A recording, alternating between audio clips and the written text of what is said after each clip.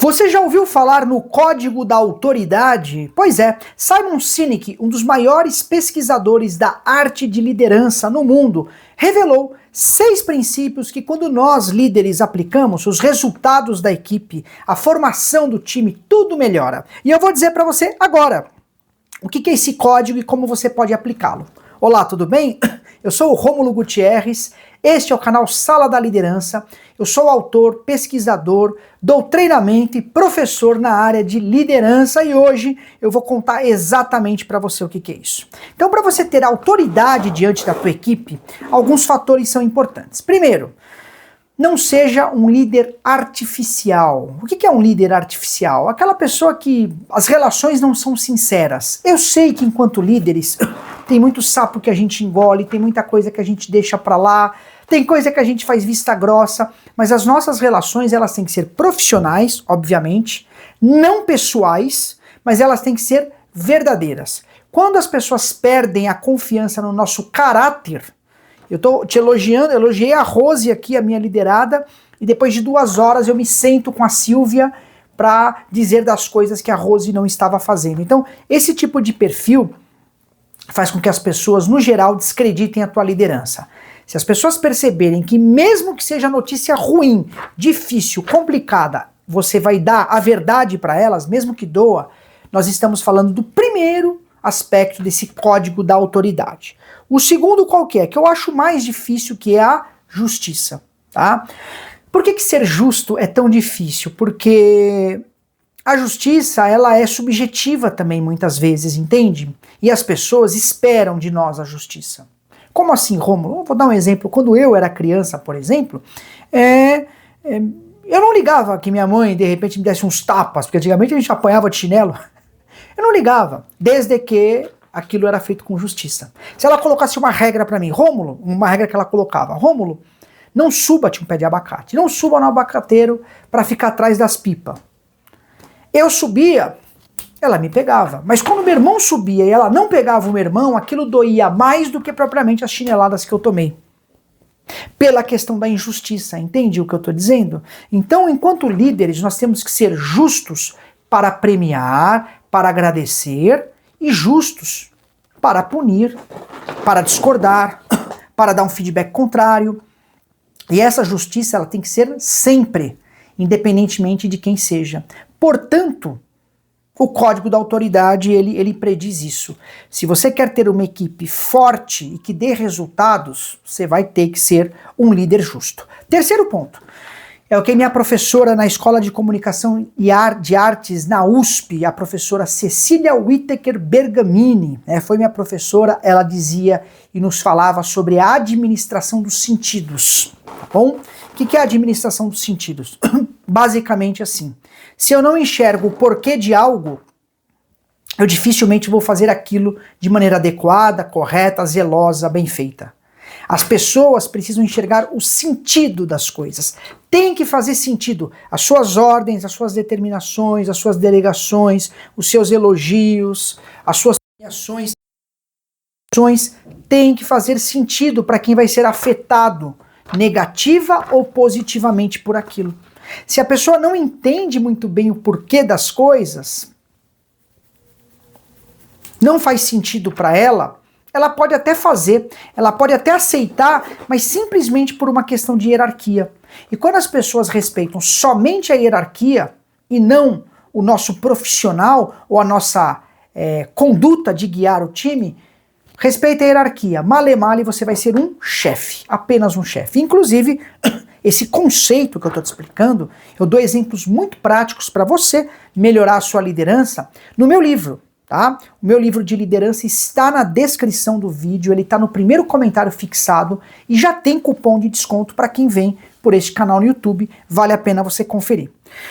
Quarto fator importante para inspirar esse código da autoridade é a gestão por competências, que basicamente é o seguinte, as pessoas entregam as coisas melhor aonde elas se sentem mais à vontade, aonde elas se sentem melhores, aonde elas estão mais ligadas aos talentos, às vocações dela. Tudo bem? Então, você tem lá, exemplo, vai ter uma equipe de 5 administrativos, 5 funcionários administrativos. Eu sei que um é muito criativo e eu sei que um é mais burocrático, mais processual. Para o processual, que tipo de função eu tenho que delegar a ele?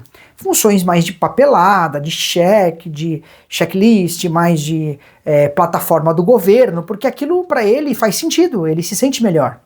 E se eu tenho outro assistente administrativo com uma pegada mais criativa, mais descolada, faz processos, mas eu vou delegar funções mais relacionadas, de repente, à captação de clientes, à elaboração de campanhas nas redes sociais. Só peguei esse exemplo porque às vezes a gente acha que todo mundo tem que jogar em todas as posições. E poucos são Pelé ou Ronaldinhos, poucos são. A maioria são aquelas pessoas que são úteis dentro da sua esfera de competência. Então procure explorar o melhor das competências, alocando as pessoas nos lugares corretos. Vamos para o quinto aspecto, que eu acho que o quinto e o sexto é o mais dificultoso para que nós, líderes, possamos melhorar os resultados com esse código da autoridade. Antes de eu seguir, se você não é inscrito no canal Sala da Liderança, faz inscrição. Toda quarta-feira, 13h, tem vídeo novinho para você aqui. O mundo da liderança, o preparo de líderes está aqui na maior escola de liderança no YouTube, que é o Sala da Liderança. Se você quer uma consultoria para a gente bater um papo, trocar uma ideia da tua equipe, te dar direções de como você pode liderar melhor, o que você tem que fazer em determinadas situações, meu WhatsApp está na descrição do vídeo, está no primeiro comentário do vídeo, tá bom? E a gente pode bater esse papo. Quinto ponto para ativar esse código da liderança, que é, deixa eu pegar meu cafezinho aqui, é a parte de administração de egos. Administração de egos, tá? Então, dentro de uma equipe existem os egos. O que são os egos? As personalidades diferentes.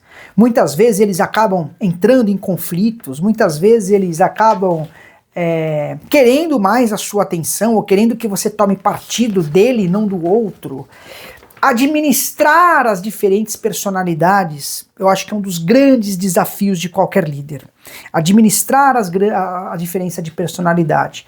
Eu sempre costumo assim, dizer, potencialize aquilo que a pessoa tem de melhor, com a gestão por competências que eu expliquei, e aquilo que ela tem de pior, você não consegue cortar. Mas sabe quando um fio está desencapado, está dando choque, é perigoso, você vai lá e coloca uma fita isolante? Você coloca um paliativo ali, um quebra-galho, não sei como é que você fala na tua região, você coloca um paliativo.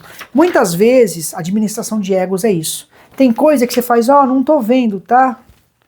E vai levando, isola o problema e vai administrando. Se você quiser o tempo todo fazer com que todo mundo seja 100% com a empresa, com a equipe, para com todos, você vai se frustrar bastante.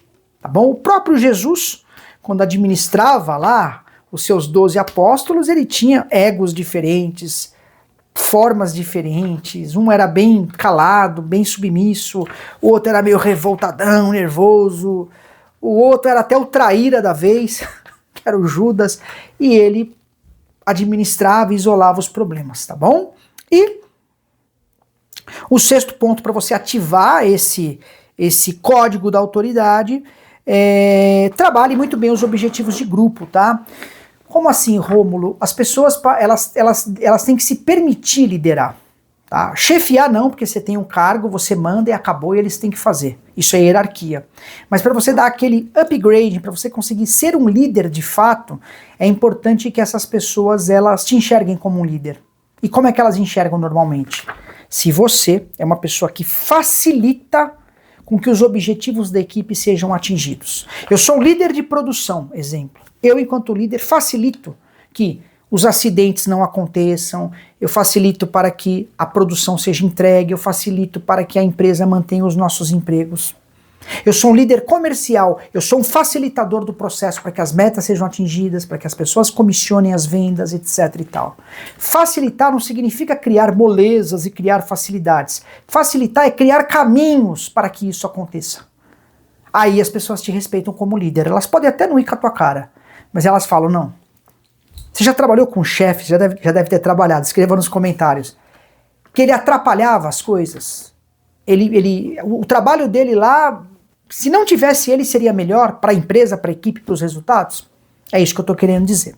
E é lógico que tudo isso que eu tô te dizendo tem um percalço aí no meio, um problema aí no meio, que são as pessoas difíceis. Como é que você vai liderar aquelas pessoas difíceis, personalidade difícil, que bate boca, que briga? Como é que você lidera pessoas difíceis? Eu tenho um manual completo nesse vídeo que tá aqui, ó. Corre lá para assistir. Excelente preparação, um abraço e até mais. Tchau, tchau.